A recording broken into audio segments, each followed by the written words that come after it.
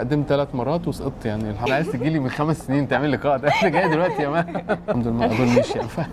انت كنت شاطر جدا بقى يعني في الثانويه العامه كنت جايب والله كام؟ شركه حتى بتاعت منتجات غذائيه وحاجات كده وسمنه وزيت وحاجات زي كده يعني.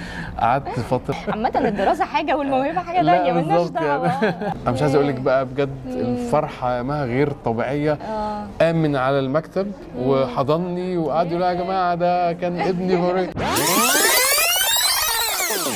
يا شريف منورني بجد، وانت وحشنا جدا، انت ما تتخيلش اصلا انت وحشنا قد ربنا ايه. يخليك يا ماما بجد، انا اللي مبسوط قوي والله اني معاكي ويا رب كده يبقى وقت لطيف كده ان شاء الله. طيب احكي لي بقى، انت بتعمل ايه دلوقتي؟ حياتك بتعمل ايه في حياتك؟ عامة هو عامة أنا بمارس الشغل بقى بتاعي، الكارير بتاعي هو الإعلام، مجال إعلامي. أنا مخرج في البرنامج العام في ماسبيرو. انت من وانت صغير كنت ناجح جدا في مجال التمثيل واحنا كنا بنحبك قوي، ليه بعدت بقى عن المجال؟ والله هي كانت مراحل يعني. كنت مرحلة وأنا صغير، بعد كده قعدت فترة ما اشتغلتش. عارفة الفترة اللي في إعدادية بيبقى حتى الشكل الملامح مش باينة إن طفل ولا شاب ولا مرحلة التغيير دي. ورجعت بعد كده كان رأفت الهجان، وبعد كده جت مرحلة الشغل مع الأستاذ محمد صبحي. وبعد كده بقى يعني الظروف اختلفت بقى يعني في الوسط ككل يعني. بقى فرص الشغل طبعا قلت جدا الفترة اللي فاتت. بس انا كنت موجود السنة اللي قبل فاتت في رمضان في المداح الجزء الثاني بالظبط. ايوه فيعني بحاول كده ابقى متواجد في اطار ان الموضوع هواية بالنسبة لي يعني. طب قول لي بقى، انت دراستك ايه اصلا؟ انا كلية اعلام جامعة القاهرة، قسم اذاعة وتلفزيون. اوكي. انت كنت شاطر جدا بقى يعني في الثانويه العامه كنت جايب كام؟ والله بص، لا انا كنت داخل كنت ادبي كمان. ما كنتش ماليش في العلمي خالص ولا الرياضه ولا الحاجات دي. دخلت ب 82 ايه ده وقتها. لا. والله ادبي يعني. بس انا كان هو مش موضوع شاطر مش شاطر، الموضوع انا كان من تقريبا اولى اعدادي ثانيه اعدادي انا كان هدفي كليه اعلام. كنت عايز اخش كليه اعلام يعني. حتى كان ما بين معهد فنون مسرحيه او بس انا اخترت قلت لا يبقى ليا كارير ثابت، ودايما بتعامل مع التمثيل على انه هوايه. فقلت في معهد فنون مسرحيه هيبقى هوايه، ممكن اخش اكمل بعد الجامعه. وده اللي حصل فعلا. بعد الكليه قدمت 3 مرات وسقطت يعني الحمد لله ما اظنش يعني. عامه الدراسه حاجه والموهبه حاجه ثانيه مالناش دعوه يعني. بس والله ربنا عوضني بالاستاذ محمد صبحي يعني بعد كده.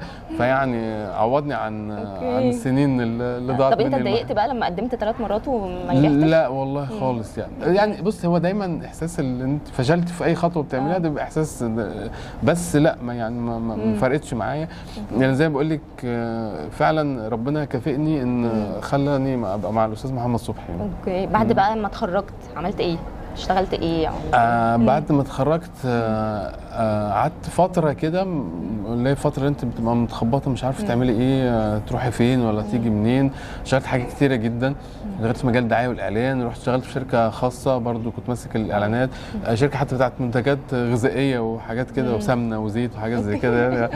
قعدت فتره بس انا كل يعني بقيت اكتشف ان انا مش بتاع الوظيفه بقى. اوكي. هي دي المشكله. ما اعرفش بقى فعلا ده اللي بيقولوه حكايه الفنان دايما بيبقى ايوه صح، ما بيقدرش ان هو بيبقى عايز تبقى عندك حريه بحيث كل يوم تبقي مع ناس مختلفه وحاجات مختلفه وتفكري حاجات يعني. انا ما بحبش ابقى متقيد بمواعيد. اوكي. وانا رحت على فكره كان رايح انا الاستاذ صبحي، هي برضه كانت قصه كده والله يعني. كنت لسه اسالك اصل كنت بشتغل معاه وانا صغير. عملت معاه فيلم اخراج استاذ يوسف فرانسيس كان اسمه ضرب الفنانين.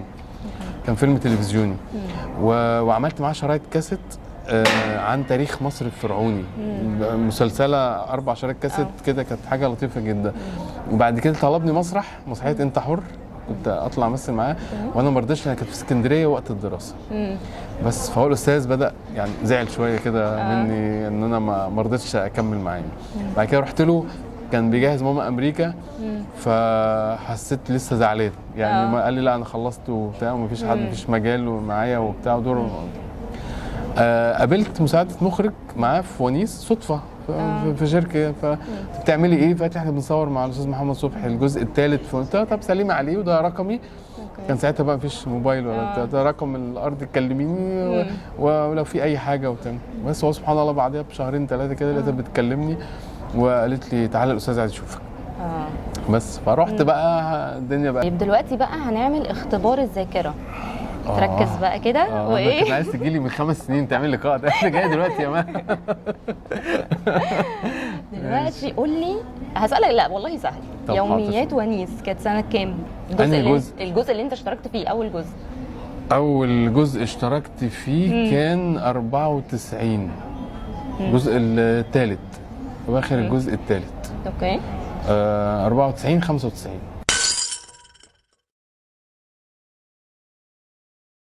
انت كنت عامل دور في عمل، وكان في جملة كانت طول المسلسل بتتكرر باسمك. سلم لي على الماما. سلم لي نينو. نينو سلم لي على الماما. بالظبط، رأفت سهير العجيب. البارودي الله يرحمها. وده سبحان الله، بص ده الافيه فعلا اللي يمكن على الشخصيه يعني، خلى الناس تبقى مرتبطه بيها اكتر يعني. طب فاكر ده كان سنة كام؟ ده كان 89 90، كانت اول سنه في الكليه عندي. طيب قول لي بقى، يعني في مثلا حاجه انت فاكرها مع استاذ محمود عبد العزيز مثلا؟ ده حبيبي كان الله يرحمه بجد يعني، الناس فعلا اللي انا بعشقها يعني. بصي بقى، انا اشتغلت معاه مبروك جالك ولد وانا صغير. أيوة. كان عامل بابايا. واشتغلت معاه تزوير في اوراق رسميه. كنت عامل امام البحر درويش وهو صغير. واشتغلت معاه رأفت الهجان لما كبرت يعني. اولا احنا رحنا قبل ما نبدا نصور، بيبقى في بروفة ترابيزه كده زمان كنا دايما بنعملها، المخرج استاذ يحيى العالمي يجتمع بينا ونقعد نقرا يعني الحلقات، ويقول لنا الدنيا هتمشي ازاي، وكل واحد ابعاد دوره حاجه زي كده. فما كانش في اتصال مباشر بالاستاذ محمود عبد العزيز، كنا بنحضر بروفه وبنمشي. كان بقى اول مره لما قابلته في اول يوم تصوير في شركه ديكور بتاع شركه ماجي تورز. فانا قلت له حضرتك فاكرني ولا لا؟ فقال لي لا انا مش واخد بالي يعني. فقلت له انا كنت عامل ابنك في مبروك جالك ولد. انا مش عايز اقول لك بقى بجد الفرحه ما غير طبيعيه. قام من على المكتب وحضني وقعد يقول يا جماعه ده كان ابني مبروك يا يحيى، الاستاذ يحيى العالمي يعني، ده كان ابني وحتى انا مبسوط قوي انك معايا. ومن ساعتها فعلا يعني حصل اهتمام غير طبيعي. ادي دي كده، اعمل الاداء، اعمل الشخصيه دي اظبطها كده يعني.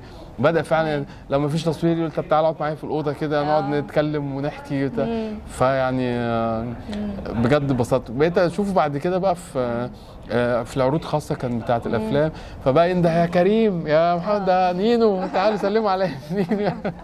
فالحمد لله ربنا يرحمه يا رب يعني. طب قول لي انت بتحب اكتر ايه، سينما ولا تلفزيون ولا مسرح؟ تحب تشتغل ايه؟ بص هو كل حاجه ليها بجد فعلا المذاق بتاعها، ده حقيقي يعني، مش رد دبلوماسي يعني. يعني انا استمتعت جدا السينما لان كان حظي حلو. انا اشتغلت وانا صغير. فيلم كان عصابه حماده وتوتو مع الاستاذ عادل امام، وفيلم السطوح مع بوسي واستاذ فريد شوقي. لما كبرت بقى زمان ما كنتش عارف الفروق الفنيه ما بين ده وده. التكنيك يعني كتكنيك الشغل يعني. فلما كبرت كان حظي حلو، اشتغلت مع استاذه كامله ابو ذكري ملك وكتابه وفيلم 1-0. فاستمتعت فعلا بالسينما، حسيت قد ايه حاجه ممتعه يعني. المسرح كمان مع الاستاذ محمد صبحي بقى. يعني مش عايز اقول لك ده متعه ثانيه بقى حاجه مختلفه بقى خالص. وانا كان دايما عندي مشكله المسرح، ان هو ازاي احنا نقعد نقول كل يوم نفس الكلام كده ونقعد سنتين 3 فطلع في حاجه بقى متعه ان الجمهور فعلا بيبقى متغير. فتغيير الجمهور ده فعلا هو اللي بيديك المتعه. بالظبط. ميرسي يا شريف جدا بجد، ربنا يخليك يا مها. وبجد نفسي ان انت بقى تشتغل اكتر يا رب ان شاء الله. ربنا يسهل والله ان شاء الله. انا بحاول وبتمنى الدنيا ايه الظروف، وقت ما ربنا يريد اكيد هيحصل ان شاء الله الخير يعني. ميرسي يا شريف جدا. ربنا يخليك. ميرسي يا مها. ميرسي، شكرا.